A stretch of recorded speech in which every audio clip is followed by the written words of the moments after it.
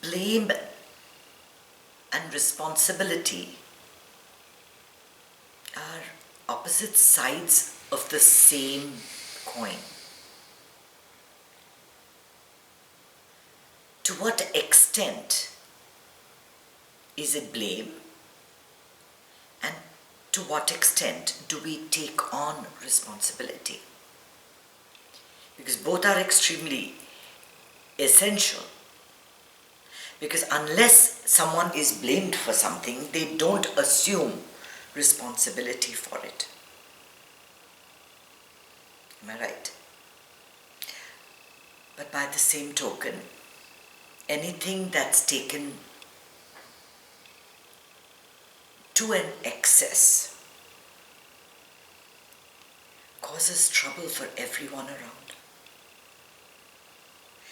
Blaming doesn't solve problems. Taking on responsibility does. Blame is the negative aspect of responsibility. Responsibility is taken on voluntarily. It is not something that's pushed on you or forced on you. It does not involve any shame. It does not involve any guilt. It just means that whatever is happening, I need to take action on it. Whenever you assume responsibility, you take on roles of mother, father, facilitator, president, vice president, whatever. There are jobs, there are roles, there are responsibilities that go on with it. Right? It's a positive. It can be viewed as being negative, that this is not my responsibility, right? When responsibilities are taken on, the onus of blame and guilt can be shifted slightly.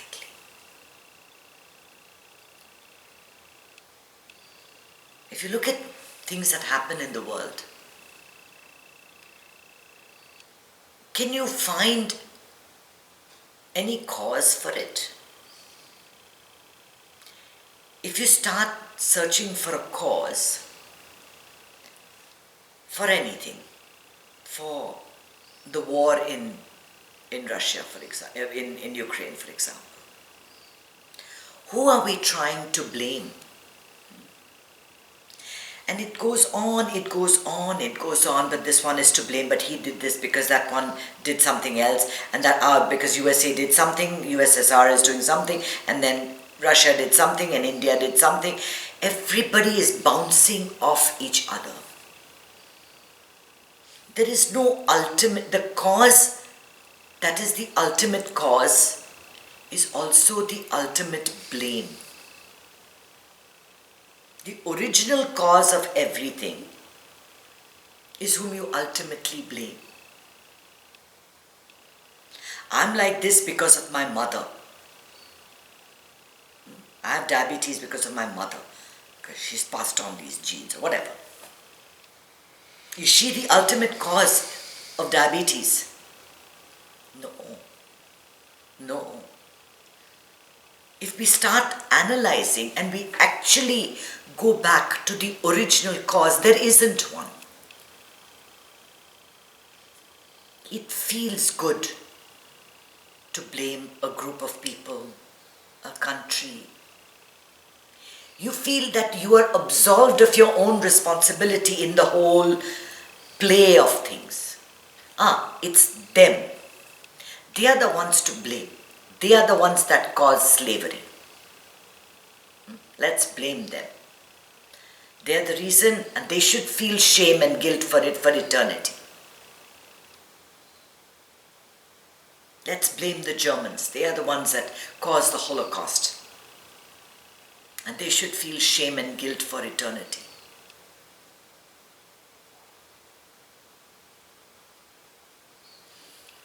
Blaming and assigning blame to people seems to absolve us of our own role in the way everything works. Everything works in conjunction, nothing in isolation. There is no original cause.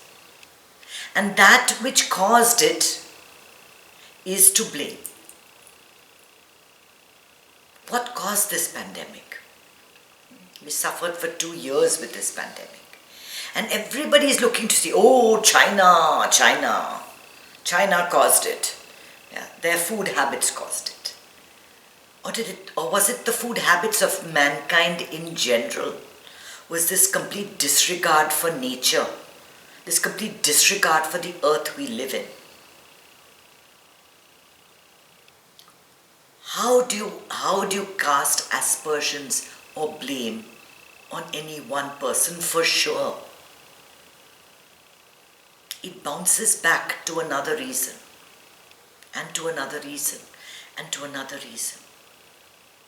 And while it appears to alleviate your own guilt, your own involvement in it, we are all to blame for everything. We are all to blame for everything. Listen to my talk this Sunday, on the video that I'll release this Sunday. And it explains very beautifully how you isolate yourself as being above and beyond this body, this mind, these thoughts, these words. All of this, the guilt, the blame, all of this is unnecessary drama in our life, unnecessary conversation. Things just are the way they are. Has there never been war before? Or has there never been a pandemic before? Has one group of people not tried to dominate the other before? Which group is to blame? Who are the good guys? Who are the bad guys? If you are a migrante from Mexico, it's the Americans that are the bad guys. If you live in the Middle East, it's all the Western world that's a bad guy. If you live in India, it's the Pakistanis that are bad guys. And the reverse is true. We all have a perspective. We all feel wronged. And see, that's the basic problem. Why do you feel that you have been wronged? How do you feel righted? How do you right the wrong? You always feel someone has done something bad to you, or you're blaming them for the words that they uttered, or the clothes that they wore, or the reaction they had to you. All that comes from wanting something.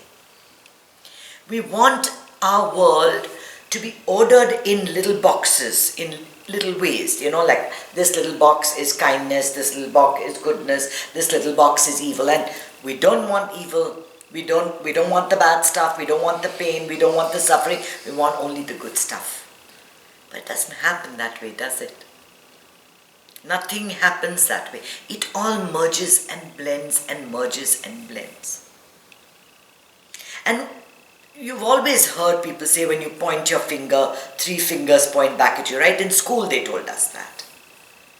We've heard that many times. We are all equally to blame for it all. We are part of the original cause of everything. We can also be part of the solution. A mistake is a mistake. When something is done wrong, it is not done wrong to you. It is just done wrong. If you can observe it like that, as an observer, and not become part of the conflict, If you can observe a conflict as an outsider, you will see that it is just people saying and doing things unconsciously. Because if you are conscious, responsibility will be taken, blame will be absolved, and there will be no guilt. You will feel not responsible. Because that which causes the problem is the solution. If all of it came from nature, this entire pandemic came from nature, then its solution lies in nature. Everything comes and goes back into pure consciousness. There will always be people who do things the way you don't. And if you don't like the way they do things, you blame them. So people see wearing a hijab as being something that's oppressing women. But to many in places where women are, they feel protected. I know of Hindu girls who go to college in Delhi in a hijab because nobody will come near them. Nobody will touch them. They feel protected wearing the full burqa. We so easily want to assign blame to people and to things and to events. We don't realize that everything is just the way it is. And all of this blame, this guilt, and it can eat you up for years. One incident takes place. You say something wrong. You treat somebody badly. And it eats you up for years. I should have done better. I should have done something differently. And that becomes the story of your life. And I keep telling you, whenever you take something and you make it your identity, it can destroy your life. Whether it's a fear, whether it's a guilt, whether it's a responsibility. I don't want to be a mother. Now what to do? My kids are 35 and 27, whatever. Now what can I do? I have to be a mother.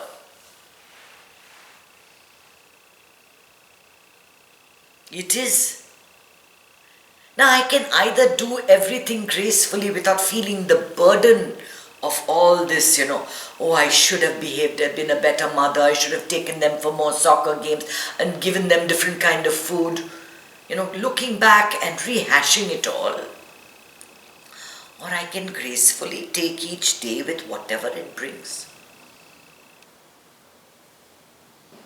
And not everything is good. Not everything is good. And while assigning people blame helps to put things into boxes. He is to blame, she is to blame, I am to blame. Feel shame, feel guilt, feel anxiety, feel miserable. Why? Why? Life is to be lived effortlessly, happily. You're going to go very soon. Before you know it, you've hit 60, 70, 80, whatever age.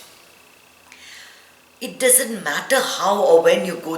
What matters is how did you live? Feeling burden, feeling this weight on your shoulders, unable to take on the beauty of life or take in the beauty of life because you're so overburdened with something from your past, something that may have happened. Whatever you have to do, the yogi does it effortlessly. Everything unsought. Into his palms, he gives to the world. Nothing takes from the world, nothing. Into his palms comes everything unsought. Because neither is he attached to the world, nor is he attached to the fruits of what he does. I do what I do, and I don't possess anything. It does not belong to me. It is not my responsibility. It is not my burden. Sometimes don't you wonder that there are certain people born into this world that take on so much burden of the world, that take on so much of the responsibility of the world. You see people like Gandhi and Mandela and Desmond Tutu and so many other siddhas in this world that take on the work, and you hear of small stories which are never advertised in small places, the Mother Teresas that live in little villages all over the world, taking on this pain and doing things. And most of them do this effortlessly. They do it effortlessly because they realize that they are simply, this body is a vehicle, is an instrument to just help, to be in service of the world. We are all hardwired for seva. Because we start thinking, what about me? What about me? How about me? There is this need to cast off this burden and to put it. But when there's no burden, it's all coming into you and going through you in back where it came from. You just action in the moment effortlessly. This is the rule. This is enlightenment. Sure, we can't all do it, we can't all reach there. But if we keep it in our heads, that this is all we have to do, that all the time you just remember, I am that.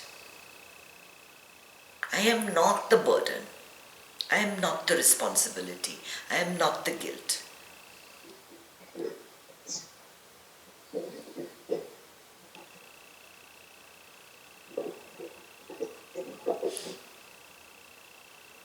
I am that which can see, which can observe all of this. Coming and going. Indra, can you please keep your microphone muted? It keeps, yeah, thank you.